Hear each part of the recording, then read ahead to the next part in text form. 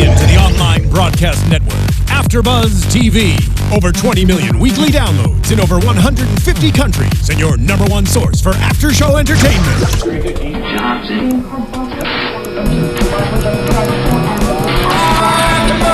AFTERBUZZ TV, the destination for TV superfans. Producing aftershows for over 300 of your favorite TV shows. Interviewing celebrities and showrunners. And bringing you behind-the-scenes exclusives. All thanks to E! Entertainment's Maria Menounos, producer Kevin Undergaro, and internet leader Akamai. Now, let the buzz begin! Hey guys! It's Grimm time! Again, it's AFTERBUZZ TV! Thank you so much for tuning in! Guys, I'm your host, Zach Wilson. Thank you for joining us. Oh, we're here, if you can hear me, we're here talking about the Grimm Identity, because it's Season 5! Oh, I'm so excited to talk about this episode, but we can't get started until the quote. It's not light that we need, but fire. Wow, that was Nice. beautiful. Yeah. I've been waiting all summer to do that. As I said, guys, I'm your host, Zach Wilson. You can tweet at me throughout the week, throughout the show, at @ZachWilson, ThatZachWilson. And I want to thank my fantastic panel for coming back this year. Those of them that made it through the scuffles of the summer. Yael Tygiel is here. Hi, everybody. You can tweet at me during the show and throughout the week at Yael Tygiel. That's YAELTYGIEL. I'm also in the chat and on Twitter taking care of you guys. The live chat. If you guys have never joined us live, every Sunday at 6 p.m. Pacific Standard Time. Sunday. Tauri Miller's back. Yeah, Tauri J. Miller. You can find me on Twitter now and forever at Tauri J. It's TAURIJAY. Yay. All right, guys, let's get into it. First impressions. What do you think? We all know what I think. I don't need to say it. Everyone knows. Yeah. Okay. Yes, Meisner is back. Yes, he is. Yes, he is. Yael, try to take a deep breath. In through the nose, out through the mouth. You know. All right. Okay. But and we will trust me, guys. We will talk about Meisner. Yes. Other than that, overall, what do you think of the premiere? I absolutely loved it.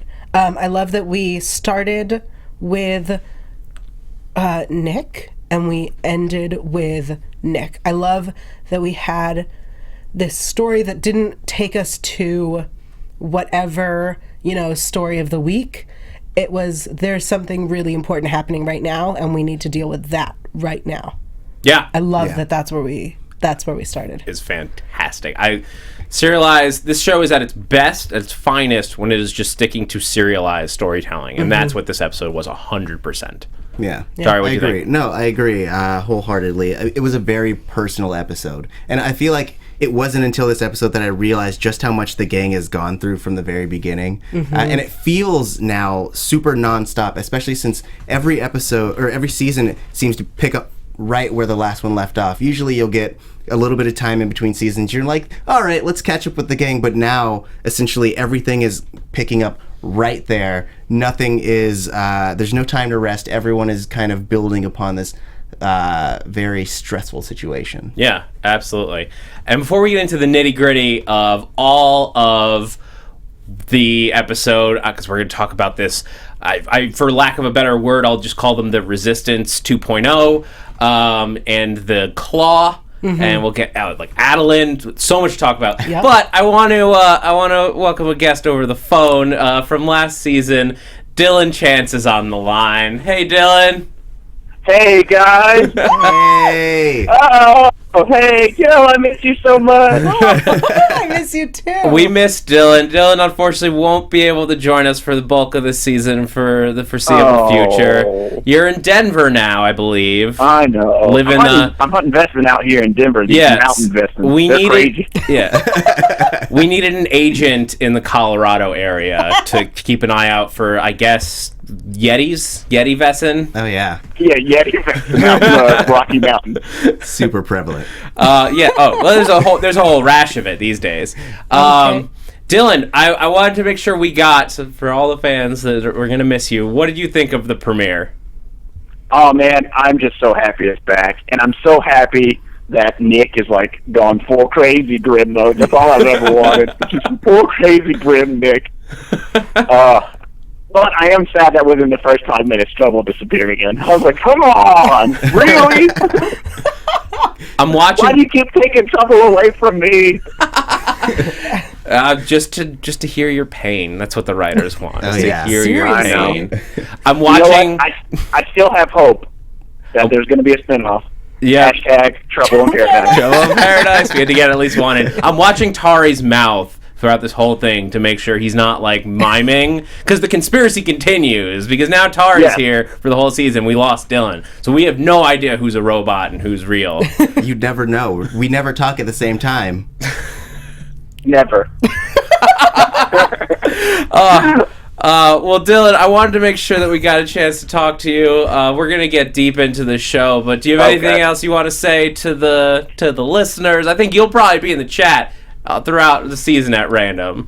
Yeah, when I can, I'll join the chat. I do have to work pretty early on Monday, so I have to go to bed pretty early. But it's, as many times as I can, I'll join the chat because I always want to hear what you guys have to say. I like watching what the viewers have to say.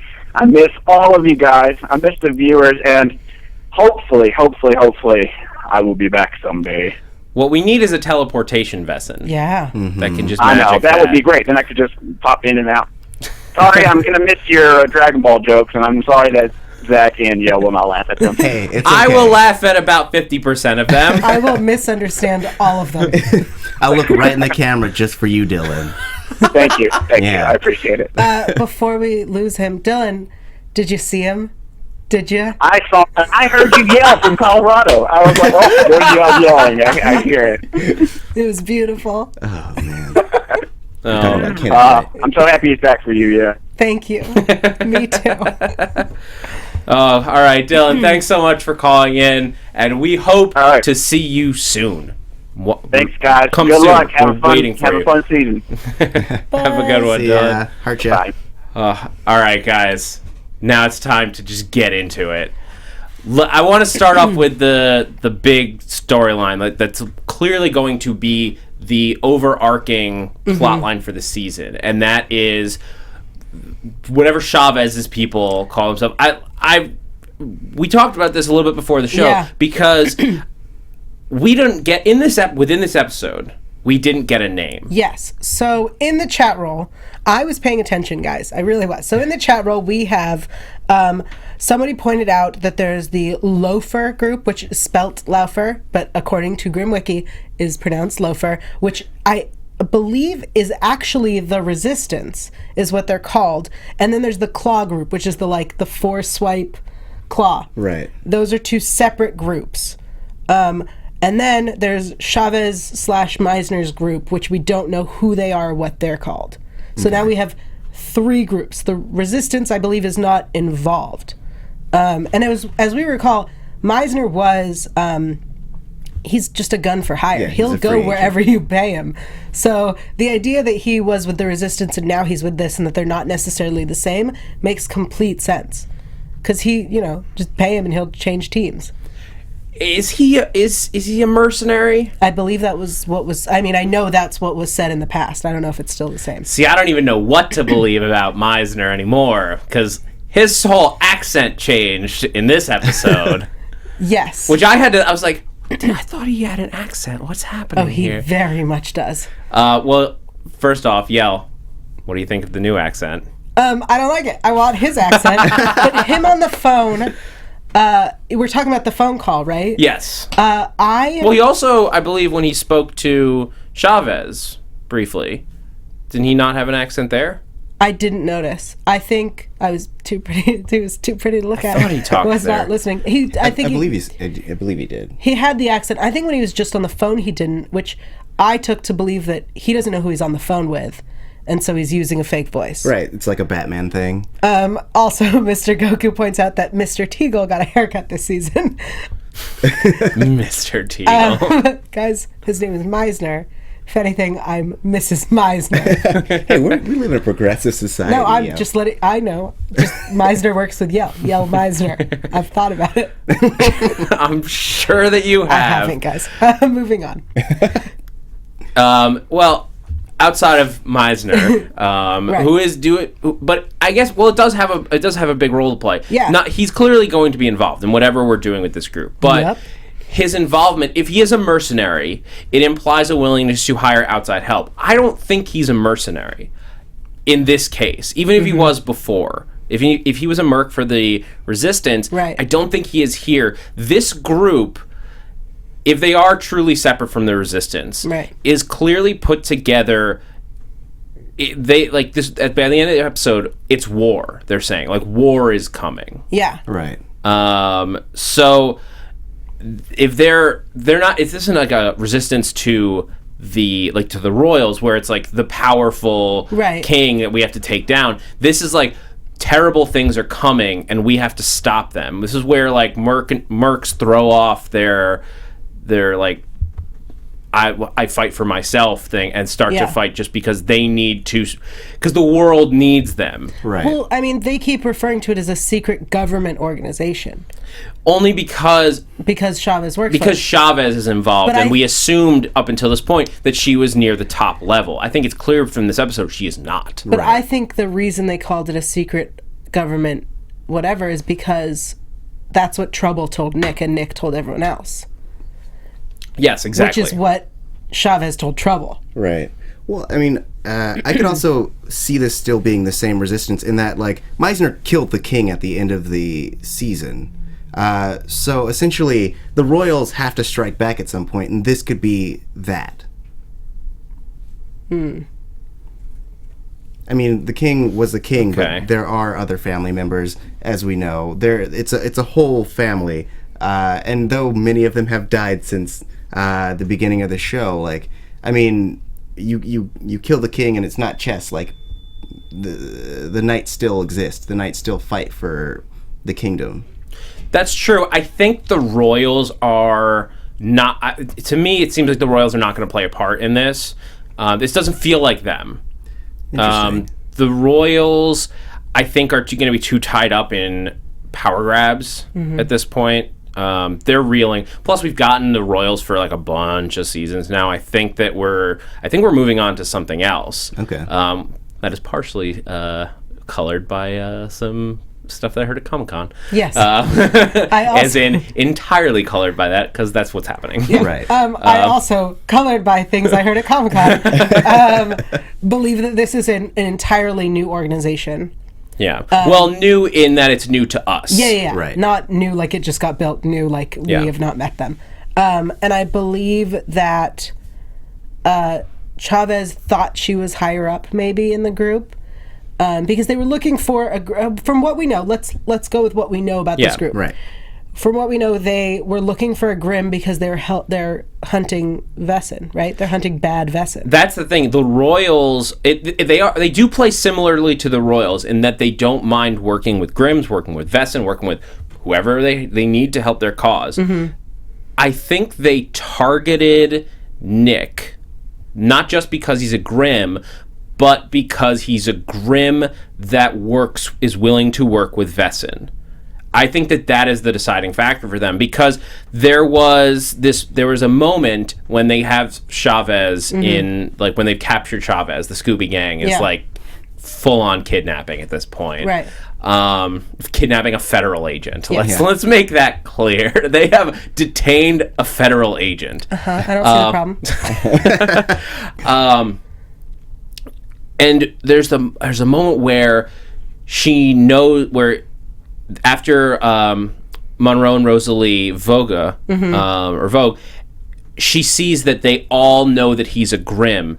They're all okay with it. And it was at that point that she turned her attitude to, I'm going to work with these people. I'm going to get Nick in touch with them. It wasn't just, to me at least, it wasn't just that he was a Grimm. It was also that he was a Grimm who was very perfectly willing to work with and be friends with a Blootbot, a Fuchsbau, and regular humans, and that was his team. So, if we back up until Nick reveals to her that he's a Grimm, the whole story we have is she was after Trouble. Right? Yes. Chavez was after Trouble because Trouble's a Grimm. They wanted to recruit a Grimm. Yes.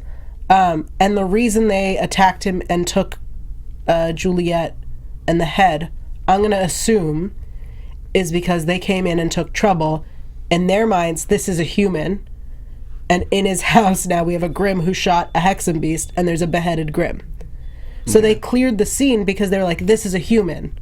Oh, and they left Nick. That's why they because drugged him they're and like, left him there he's and not cleaned it up. involved in any of this. Right. What does he know? He's this stupid human. Ah, interesting. Yeah. Nice. Thanks. Because I've been spending this whole weekend being like, why would they just leave him drugged and clean up?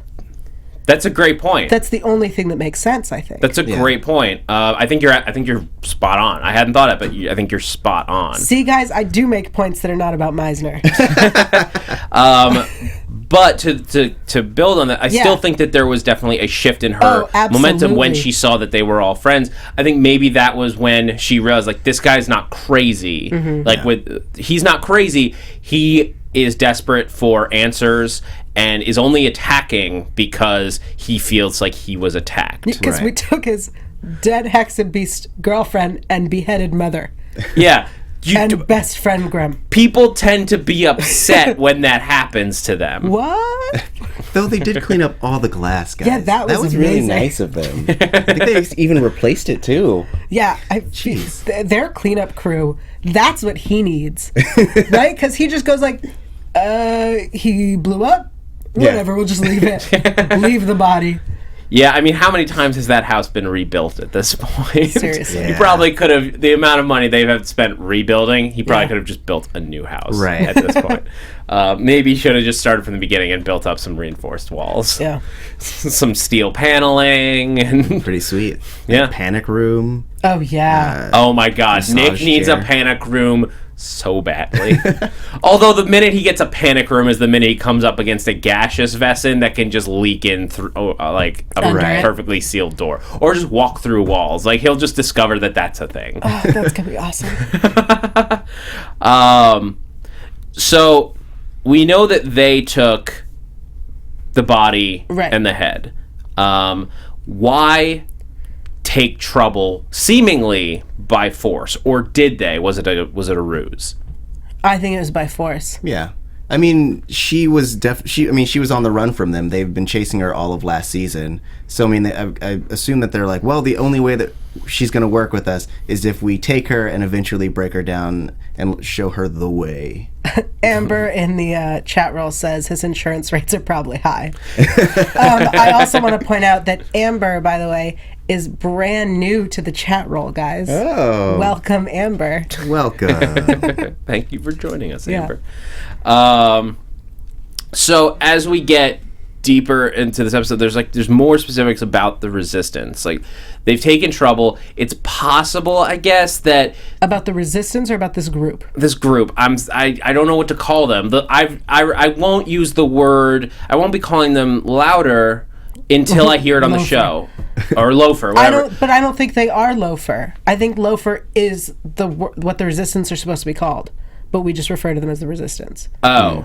I think So this group okay. has no name yet, and therefore we should call it secret government organization. I mean, it could easily be Thank just you. be the resistance as we've known it. Meisner's involvement seems to hint at that, just because that we know that that's who he's working with in the past. And it would, while they could easily have moved him over, it does seem like that was because let's be fair. We are the ones who talk about Meisner more than any other group of Grimm fans anywhere. We? Well, Me and Zach specifically. Just clarifying. Yeah. You two. but You two are crazy. we talk about it too because we have to bring it up for you, Yael. That's not just why. He is totally relevant. He is. I'm convinced that you're part of that. I also believe that I gave him a job. But here's what I want to say. I wholeheartedly believe that since we last saw him, right, with the resistance, he became charged with protecting Diana, which is why we saw him kill the king and protect her. And then he got her somewhere safe, let's just say, or whatever, and now he's with this other group for whatever other reason. That's my belief. Also, somebody, I have it in the notes, Stephen Scott Bonnick pointed out that if Meisner is here, so is Diana, which begs the question of what's in the cage. Yes. Big question. Yeah. I don't think it's Diana. Well, let's run through our basic options. Trouble. Yeah. Could be in the cage. Which is really, I think, the most likely. Yeah. Well, either way, there's trouble in the cage. It's just a question if it's trouble. If it's Teresa Rubel. Yeah. Yes. I thought it was Juliet, if I'm being honest. Somebody did point that out. It is. This show did.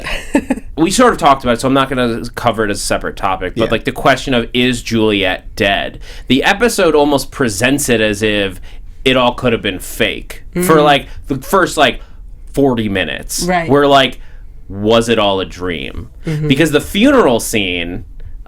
This I found really interesting, having been to Comic-Con. Yeah. They showed the funeral scene in full color Right. at Comic-Con at the panel. So we were all like, oh, we're going to open up and with this big funeral for Juliet. And then that's all fake. Or it's a dream sequence, which was super creepy with the floating head in a box. And then... Okay, I'm sorry. I'm going to take us aside for a second, just because I'm sorry that I got us off track. We're going to go back to what's in the cage in a second. Okay, good. Because I have a lot of things. What do you guys think about the two heads? It was one floating head, and then it was two floating heads. All the other stuff was good creepy imagery to build this crazy sequence. Yeah. Why double the heads? I'm not sure that I even have an answer for myself, but there's a choice. You could eat the head floating within the box is creepy enough. Doubling it is it an implication because now there's a new Kelly on the block? The baby. Oh, right. I mean, if I were to put meaning to it, I would think that it was more the other head kind of also represents his aunt, who was also killed. Aunt Marie. Yeah. So it's this piling up of bodies, because there was also two coffins, which you could say is, one is Juliet's, one is his mother's. But then at the same time, you could also say it represents this other head. So I mean, the whole sequence was about all that he's lost. Yeah. And so I mean, maybe they couldn't get Marie's head, maybe they couldn't, get a bust of it, but those are the two main people in his life that basically one birthed him and the other one raised him, and they're both dead now because of being a Grimm. Yeah, I think that's a great analysis. That sequence just led into the first half hour or 20 minutes to half hour of the episode was so frenetic, so frantically paced. Yeah. That because they gave us Nick's panic. They moved everything so fast, eating to the point where no one was delivering the news that Juliet was dead with any tact. Literally every person. Nick, I kind of get is in a panic. He's like, Juliet's dead. I gotta do this. Everyone's like, whoa. Juliet's dead? Yeah. You don't just yell that at me. Yeah. Rosalie's response to Juliet's death, where she pointed out that they all had a part in it, and the guilt that she's feeling. I appreciated that because half of last season, all of the fans turned on Juliet. Everyone was ready for her to die. And that's amazing, right? This show spent 3.5 seasons making us love her. And in half a season, we all wanted her dead. Unbelievable. And the fact that, Rosalie pointed out, we used to love her. The old Juliet was amazing. Yeah. The old Juliet was a strong character, very interesting to watch, had a unique perspective on this world that she had been brought into, that she had been accidentally brought into. Everyone else is in it just by their birthright, basically. Hank is in it. Even Hank and Wu are in it just by the nature of being police. Right. This is crime that's out in the world. They're here to stop it. That's what they signed up for by being cops. Juliet just found her way in here because she liked this guy and thought he was pretty. Silly of her. Yeah. Somebody about, just back to Rosalie real quick. Stephen Scott Bonnick again said in the chat that he heard Bree, who plays Rosalie, say that Rosalie might slip back into her drug habits based on this guilt and what happened. And I'll say this. She does own a lot of drugs. She does own a lot of drugs. I want proof, Stephen. I want to see where you saw this, because I do not recall anything about it, and I haven't seen that interview. Yeah. But I'd like to. Just as a theory, it stands to reason. 100%. Actually, wait. She totally said that at Comic-Con. Did she? She hinted at it. It was not direct at okay. Comic-Con. Right. But she hinted that like she's gonna see some darker. Rosalie is going to see some darker storylines this year. Are we going back to what's in the cage? Because the chat roll blew up. Okay, let's go back. I apologize. You want to hear what the chat has to say? Yes. Okay. Boo points out that they don't have a Lazarus pit, which I appreciate. Yeah, it's good. No, what do you call it? Frog water? Mm-hmm. Yeah. Melissa Davis Nice. In the chat said, "Oh crap, guys, stop talking. Give me a second." Melissa Davis said Diana is not in the cage, and James said Diana is in the cage. She's in a timeout. Lydia says zombie Juliet. Mr. Goku Jr. says it didn't sound like trouble. It sounded like monster-esque screaming. Yeah. Stephen Wheeler said, what if it's Sheriff Ferris?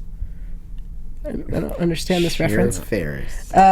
Sheriff? Like... The Sheriff Ferris. I'd have to look at that reference. I do not know that reference. Mr. Goku said it's Emma Swan. Tari, what do you think is in the cage? I legitimately think it is Juliet, mostly because, one, habeas corpus. I know that they're like, hey, Juliet's dead, blah, but like we didn't see a body. We saw her die. I love but that. Like we didn't see a body. we didn't. I mean, though. that's the first. I mean, it's a rule I say for Marvel shows usually. If you don't see a body, they're not dead. Yeah. In this case, Grimm, it's not a comic book show, so they've been good at killing characters when they're dead, but she's such a powerful Hexen beast. Right. I don't think it's unreasonable to think that she could have survived a gunshot. And even one that, like, seemingly killed her. Like, sort of a Death of Superman type thing. Right. Like, she died, but her body's so strong that it healed itself, and she's back. Ferris is the police officer that got possessed by the Blue Ghost. Sacrifice in Mishipishu episode. I don't think that's what this is. That'd be a very... I mean, it's a cool theory. But do you think it's so you guys think it's something definitely established? Yael, you have not actually given your opinion yet. Yeah, I haven't given my opinion. I thought it was Trouble, because I thought that was like it's the obvious choice, so they're going to be like, no, it's not, and then it is. The idea that it's Juliet, I'm only okay with if the idea is we'll see it and then it's Juliet and it's this zombie-esque, deformed, Lazarus Pit-esque, what comes back from the dead. Practical magic reference, that's what I'm going to go with. Okay. What you bring back from the dead is not what you lost. Yeah. And that they have to kill her and that's it. I'd be okay with that. Like a one episode, wrap it up. Yeah. Everyone's okay with her dying because it's better for her. Yes, I would be okay with that. And I could see that happening, especially because it's been so confirmed that Juliet is dead. It's the idea that, like, Juliet's monster Hexen Beast soul is still alive. Yeah. It's such a Moffat thing to be like, I said Juliet was dead. I never said the Hexen Beast. I mean, that's what, like, everyone's... That's like the supposed Game of Thrones thing. And I won't say characters in case anyone's behind. I have never been on the internet. Go on. I'm not going to be the one to spoil it. But the big like that character is dead, but that character with a different last name is alive. Right. Yeah. So that's possible. Yeah. I don't know. But Bitsy is out. Like, that's something I believe whether we have a final goodbye to Bitsy, the actress. She's not a series regular anymore. Yes. Right. So, like, having her back for an episode to say goodbye or whatever. Yes. Sure. Okay. And I would like to see that. That would be cool. That would be interesting. Yeah. Yeah. I mean, the simple answer, just real quick, could be that it was one of the Claw members essentially just hanging out, and they caught one, and they're like, "What were your plans?" right before that or right after that. It could be a very powerful Vessin. Yeah. Of whatever kind. I mean, we saw some of them this episode. I couldn't tell what they were. It was too dark. I tried to look at it and I couldn't identify them. Yeah. The ones that attacked them. They looked semi-reptilian. Yeah. They looked different, didn't they all? Weren't they all? Or at least a lot of them were in shadow. That's the thing. Right. It's like, so we couldn't really see what they were. Right. Yeah. I feel like it's going to be someone we haven't met. That's my theory, is that it's a new Vessin or something crazy. I wonder if... Or I'd be very okay with Octopus Man. That's right. Of course. I'd be okay with Brian Letcher Octopus coming Head. Back. I really like that Vessin and that character. So I would love to see that make a return. Yeah, right. Sure. That. I know you're. What would you do if Octopus Head fought Meisner? Would we just not have you on? You would just be in here speechless. No, I'd be so excited. I think you might blow a circuit, though. Probably. Like you might, the fuse in Yael's head might explode. She'd just be a continual squee. Like, is that white noise? You just hear what's happening. Yep. Just so you're all clear, that's not me. Mine would be a lot lower. There it is. Tauri knows. But there's so. I mean, I'm trying to think of what it could be. I'm assuming it's something. Oh, that's what I was thinking. A few, like, I think it was during last season, they had the Grimm comics coming out, and there was a big storyline. The comics did not line up with the show at all. It was that was why I think they ended up not doing very well, and like they canceled the book series because they weren't. It was as if they took these characters and sent them on an adventure that had nothing to do with the show. Yeah. And like characters had like arcs. They were like Juliet and Nick were like getting engaged and then not getting engaged. I'm like, you can't do that in a comic. That's not how this works. I mean, that's similar to what happened in the show, though. But my point is, like, we're watching that on the show, so you can't also do it in the comics. Right. But there was a whole storyline about hybrid Vessin and like Destiny and like taking ancient Vessin, ancient pure blood Vessin as well. Those factors, like, ignore the storyline that they used, but I would love to see the idea of a pure blood Vessin, because that would get us into something that I know I've been calling for seasons and seasons and seasons. What was that? Vessin origins. Yeah. I want a Vessin origin story. Not just individuals. I want to know the root of the Vessin. And I can't remember exactly what they said about the keys, but the keys are going to come into play very soon. Yes. Yeah. Are they coming back this season? Did they say? I do not recall. Okay. But that information can be found. Yeah. I will tell you guys where at the end of the show. All right. But so before we get a little further into this episode and have to get to predictions, we're coming towards the end. But before we get to the end of this, I want to make sure that I give some great iTunes shout-outs. And stay tuned in, because there's also an announcement at the end of the iTunes segment. So I also make sure to shout-outs. listen in. But yeah, some shout-outs for the people who left us reviews over the summer. Yeah. Found us midsummer or just felt like commenting in the off season. Yeah. Craft Freak says, best medicine for a geek out. Where has this been my whole Grimm fan life? These guys cover all kinds of theories, hit on points in the show that you need discussion, or ones you may have missed, and make you feel like you are not the only one on this planet full of anxious energy on Friday nights, eager to talk about the Vessin happenings of Portland. Keep up the good work. I'll be waiting for next season. Thank you so much for watching. Thank you. Because, as we've said before, this is a show where all of us had watched this show, had no one to talk about it with, and then were so happy once this panel got founded. Yeah. When it was just me and Yael back in the day when we started this. Oh, that was so weird back in the day. Yeah. We were like, we're just big Grimm nerds. We Yeah. just need to talk about it. I mean, literally, Yael and I met the first day that we were doing Grimm. I was like, "Hi, I'm Zach. Let's go talk about Grimm for an hour." I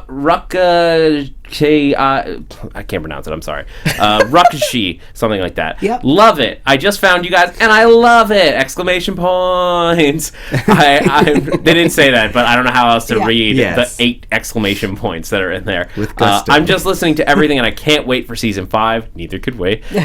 Eep! But I want to know what you thought of season 1 and 2, because we weren't doing the show back then, because I wasn't at AfterBuzz yet when those were airing. We had to come in mid season 3. Yeah. I don't know. Maybe we'll do some recaps at some point in the future. Maybe. If that's something people would want at some point. Maybe. We'll see. Yeah. Ing25 says, great podcast. Just discovered Grimm this summer. This podcast is perfect to walk me through the show. Love the hosts. They make me laugh. Loving the host, says bow tie, pants, dress, shirt, Clothing. A other pile of shirts. clothing. Suit. karate uniform, lipstick. Oh, wait, those emojis? Yeah, they're emojis. Got it. It's the lipstick that got me. Love this show and AfterBuzz podcast. Hosts are awesome, and I keep looking forward every week to hearing them. Aw. Thank you guys so much. Be sure to hit us on iTunes with a review, and you'll get a shout out. And if you are an international Grimm fan, because I've had this on some other panels, if you're an international Grimm fan and you leave us a review on iTunes, tweet us a picture of it. Yeah. It's hard to check all of them because you have to go through so many loops to see an international iTunes. Yeah. So take a picture and send it to us, and we'd love to shout you guys out because I know there's a few of you out there. And we great. have more shout outs. John on Twitter, who just joined the Grimm After Show. So thank you. Welcome, John. And Grimmaniac wishes you a happy birthday, Zach. Thank you guys. But Grimmaniac chose to watch The Walking Dead over being live with us today. So How dare he? we see how it is. Her. That is Watching you, Grimmaniac. Thank you. Yeah. But I almost didn't say happy birthday to you from them. I was gonna be like, oh, but you don't deserve it. But it's thank you your birthday. thank you to everybody who tweeted me today and wished me happy birthday. Yeah. Really, every time my phone lit up with a fan tweet, my smile went really wide. Yeah. All right. We have to talk about the baby. We do have to talk about the baby. Yeah. All right. Stay tuned to the end of the show. I'll make an announcement about some giveaways. Yeah, you're gonna want to stay tuned. All right. But the baby. Yes. I thought Adeline was faking it at first. I'm gonna be straight up with you guys. The baby I coming? thought she was fit when she's in with Bud, and she's like, "Oh my God, it's coming." I thought she was faking it to get away from Bud. Yeah. Yeah, that I can did see cross my that. mind. Because he's getting her pancakes, and it's like, "Oh, Bud." When is his family coming back? That Never. That thought crossed my mind as well. Well, keep in mind, It's the same- It's been months for us. Right. It's been 8 hours for Sure. them. Yeah. It occurred to me. When is his Yeah. family coming back? It's on an I think extended he said- vacation. I think he said they were away for a little while, and it's been 8 hours. Sure. But okay, so she had the baby. Yeah. She had the baby. Seems to be a healthy little boy. They have named Kelly. Very sweet moment. Totally Yeah. called it. Totally called they were going to name the baby Kelly. Yeah. I think had she known about Juliet dying, the option of Julian would have been brought up. Mm-hmm. Because really without Juliet, they wouldn't have been able to make this baby. But the idea of Kelly, I was like, oh no, she doesn't know Juliet's dead. Baby's named Kelly. She goes, I named her Kelly. I was like, yeah, I know. I figured that out. Good job. That's what she sounds like in my head. Oh, nice. Yeah. Cool. Sorry, Claire. I guess I'm excited that the baby's here. Yeah. At the very least. I was trying to think of the timeline. I'm like, how quick was this baby born? Well, I mean, her first baby only took 6 months. Yeah. That's true. All right. We have and in the she was chat. with Kenneth a long time.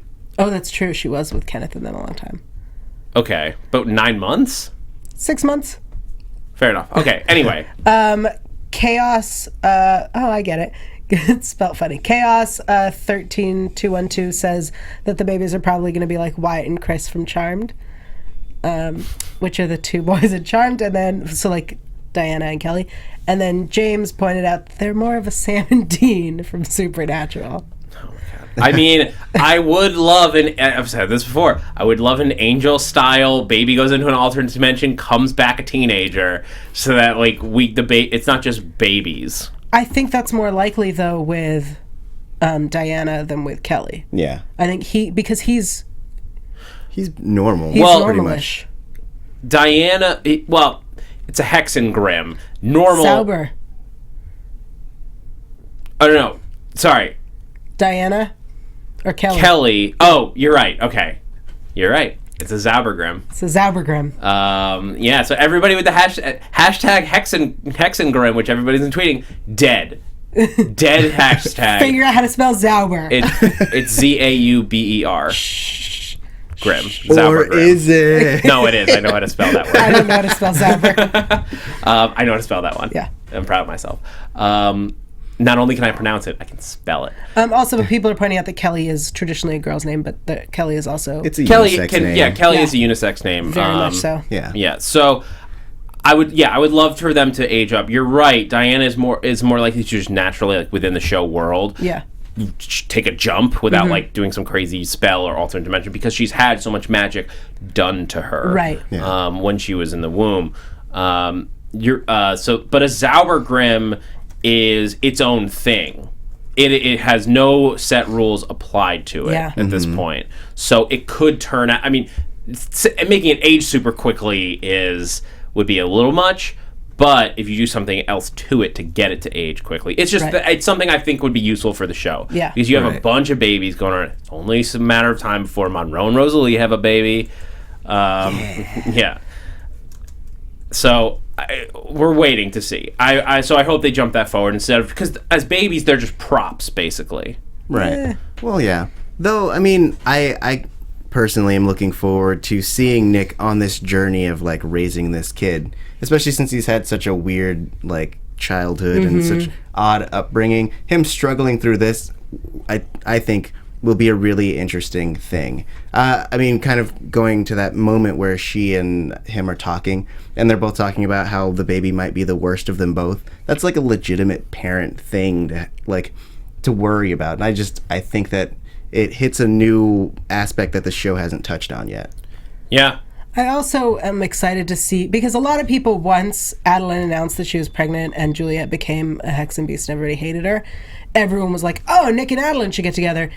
I'm excited to see that organically grow, because I feel like they're forced together in a way that like in a real relationship, that doesn't make any, just because they had a kid together doesn't mean that they are a good couple. No, Right. but they do have a back and forth. They have a lot of pain in their past. Right. Absolutely. If they can get past that Yeah. and truly start over from zero, they do have, I think they would get along, those two personalities. If they can ignore all the pain they've caused each other. It'll be tough, and it'll be very interesting to watch. That's what I'm very excited about, because just having a kid forces you to just spend a lot of your time with this person, around this person. Right. There is no not seeing them. Yeah. So if they do end up having any kind of emotional connection, they might end up together, they might not. I don't know how I feel about it. It'll depend on what we see. But I like both characters right now. Yeah. They're both positive in my mind. And I want to see that happen. I mean, aside from the pain and all the things they have in common, the idea that Nick is now raising a child with a woman who has slept or has been with his partner and his boss, right? Like, she came into this story through Hank. Right. And then she has slept with Renard a few times.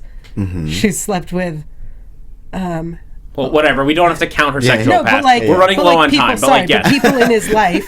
We'll take I was the just rest getting of our real time. excited. Yeah. So, because she's gotten a lot. Anyway, I was just saying that like they have to build this relationship, because right now they're just two people that happen to have a baby together, and have some similarities. Yeah, That's how I feel. I personally hope that they never get together and that it's just like this friendship that they build with this child. Sure. Yeah. That's my preference. Okay, so really quickly, because we got to wrap out. Anything else any other moments that you guys really liked in this episode? Just final thoughts, and then we'll get like one prediction in each, and then we'll have to get out of here. Yeah. Any big moments? My favorite moment was just the talk over the child. Yeah. Yeah. For me, I loved at the beginning I talked about the frenetic pace that it really kicked off with, and then that moment where Nick thought he heard Juliet's voice upstairs, and he ran up and it slowed down. They got that piano music just like playing him in. My heart broke for Nick in that moment, and it was a beautiful performance by David Giantinelli. And I thought it was a very well directed moment. Everything about it was just very good, and you feel for him in that moment. Like, you see the craziness that he's gotten into. Like, we saw like whirlwind kicks from Chavez into their like dual fight, like all this craziness in this episode. But that moment was the most human thing on this crazy show. Yeah. I loved it. We all know what I loved, so I'm just going to point out what people in the chat, just because I want to touch on it real quick. Steven Scott Bonick was asking if Sean would be the king next, and James pointed out that Victor is the heir, and that Sean is not a legitimate son, so that if just so people are not confused about the royals, Victor's still alive, and he is still the heir. Yes. There are, in some royalties, mechanisms by which an illegitimate son claims the throne. Yeah. I doubt that this would. Right. And I don't think we're going that way anyway. I just wanted to clear the air on that. Yeah, absolutely. Gotcha. All right, let's do predictions and get out of here. Your AfterBuzz TV predictions. Lots of stuff in that this season on preview. Like, whoa, mayhem all over the city. The claw mark is really just going to be everywhere. I love that this is going to be a huge arc throughout the season. As they're setting that up. The uprising has begun. That may be what they're called. Maybe. The uprising. What do you guys think? Oh, I have no idea. I'm just so excited. I have no predictions. Tari. I am going to make just a wild prediction that the resistance that we know, or at least this secret government organization, thank you, is actually going to be a part of the Vesson Council. They're going to be like a subdivision of that. Oh. See, I think the Vesson Council will wind up being a third party to this. I think it'll be interesting to see how they deal with the uprising. I think they may side with the SGO group. The SGO. Yes. Secret Government Organization. Yes. All right, yeah, the SGO. Until we get in, they are officially the SGO. Yeah. I think the Vesson Council may side with them, maybe even send them aid, but I don't think they are directly involved. Cool. I think they're like outside of it. They're just like, but the uprising will be outing Vesson. Yeah. So, I mean, maybe that's it. There's my prediction. The uprising is about putting Vesson out into the public eye, finally like shedding the secrecy that's been around for centuries and millennia. Melissa Davis literally just wrote, Vesson uprising is Vesson coming out of the closet to take over the normal world. Nice. Yes, Melissa. Yes. Yeah. Great minds think alike. And last thing from this great mind. Sorry, I'm not that egotistical. So then before you get to your great mind. No, I'm kidding, go ahead. But I have some stuff that I brought back from Comic-Con over the summer to give away to you guys. The most terrifying thing ever. Yeah, they gave these out, and Tari and I took people left a few of them behind when Tari and I were there, so we gathered the ones we could. Yeah. It's a Monroe ballroom mask, I guess is the best way I can describe it. And there's one creepy other one that I'm keeping secret that's hidden away in there. But tune in next week. Be sure to tune in live for this one. We're going to give them away slowly, so there'll be different ways to win throughout the season. Awesome. But for next week's, you're going to have to be here live to find out how to win. Awesome. Yes. Before we go, real quick, I told you guys that I had key info. The key info is available on my interviews from Comic-Con. I don't remember exactly who told us about it, probably the producers, but in the interviews from Comic-Con, which are available online at yael.tv, I will also tweet them out at Yael Tygiel. That's YAELTYGIEL. All right, yeah, Tauri Miller. Hey, I'm Tauri J. Miller. You can find me on Twitter at Tauri J. It's TaurijAY, and on assorted panels here on AfterBuzz TV. You guys can tweet at me throughout the week at that Zach Wilson, THATZACH WILSON, and a whole bunch of shows here at AfterBuzz, including The Leftovers and Doctor Who later tonight with this exact same fantastic panel. I'm super excited to talk about it with you guys. Guys, I'm Zach Wilson. Thanks for geeking out with us. From executive producers Maria Menounos, Kevin Undergaro, Phil Svitek, and the entire AfterBuzz TV staff, we would like to thank you for listening to the AfterBuzz TV network. To watch or listen to other after shows and post comments or questions, be sure to visit AfterBuzzTV.com. I'm Sir Richard Wentworth, and this has been a presentation of AfterBuzz TV. Buzz you later. The views expressed herein are those of the hosts only and do not necessarily reflect the views of AfterBuzz TV or its owners or principals.